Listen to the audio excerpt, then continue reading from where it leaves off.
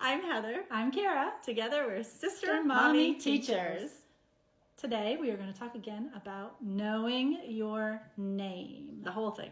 The whole thing. All of it. The first and last name. And maybe the middle. The given name, not the nickname like Baby. Honey. or the shortened version of the name. If you're William, you might say Billy. Or some of them like to go by their middle name, John. but they need to know their given first and last name. And they're in the cafeteria, and the cafeteria lady's going to say, "What's your name?" They can't say Billy. or baby or John if that is not their name. You just say it Loud and proud. All of it. So if they go by Billy, then you need to possibly say William Smith. Not Billy Smith might not be in the system that way. Or say, William Smith. I go by Billy. Let them be able to say it.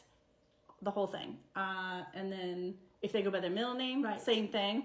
My name is William John Smith. Smith. I go by John.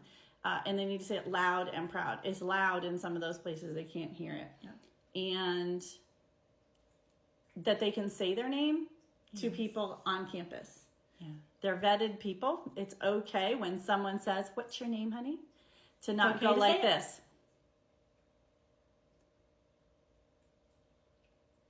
Those are actually the faces they will They make. do.